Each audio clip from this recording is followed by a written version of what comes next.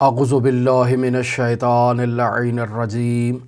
بسم اللہ الرحمن الرحیم۔ حضرت امام حسن عسکری علیہ السلام سے ایک روایت نقل کی جاتی ہے جو قدیمی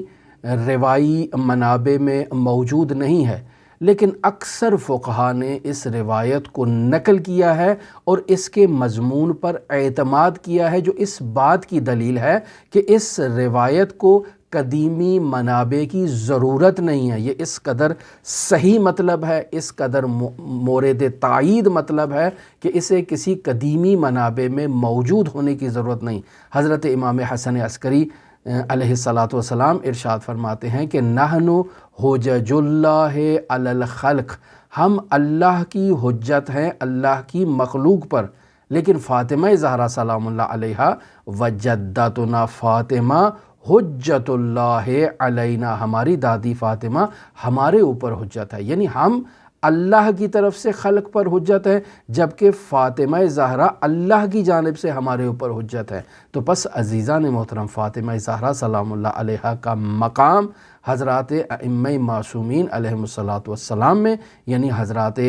حسنین شریفین سے لے کر حضرت مہدی موعود تک منفرد مقام ہے، آیت اللہ العظمیٰ ہے، حجت اللہ الکبریٰ ہے۔ حضرت امام مہدی موعود بھی اسی تائید میں باقاعدہ اپنی توقیع میں فرماتے ہیں وفی ابنت رسول اللہ صلی اللہ علیہ وآلہ وسلم لی اسوۃ حسنہ، کہ میری دادی فاطمہ زہرا سلام اللہ علیہا کی حیات طیبہ میں میرے لیے اسوہ موجود ہے۔ پس معلوم ہوا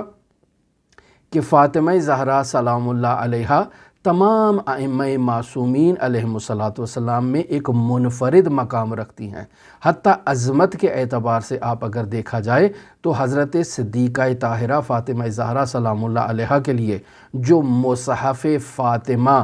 نقل ہوا، یعنی خداوند متعال نے فاطمہ کی تسلی اور فاطمہ کی جو قلبی ڈھارس بڑھانے کے لیے جبرائیل کو رسول خدا صلی اللہ علیہ وآلہ وسلم کی شہادت کے بعد فاطمہ زہرا کی مدت حیات میں ہر روز فاطمہ کے لیے پیغام بھیجا تھا کہ فاطمہ کو تسلی دی جائے،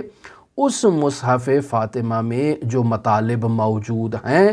وہ فاطمہ زہرا کے توسط سے علی ابن ابی طالب اور حسنین شریفین سے مہدی موعود تک پہنچے ہیں۔ پس یہ خود فاطمہ زہرا سلام اللہ علیہا کی حجیت کے لیے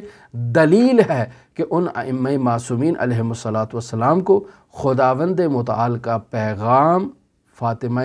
زہرا سلام اللہ علیہا کے توسط سے پہنچ رہا ہے، اور یہ وہ کتاب مصحف فاطمہ ہے جو تمام ائمہ معصومین کے پاس